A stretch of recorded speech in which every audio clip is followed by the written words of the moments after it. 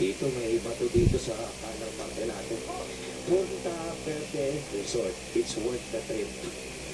Hindi ko na alam. Grabe yung kalsada.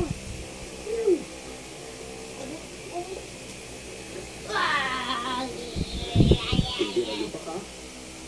Serious spot na to.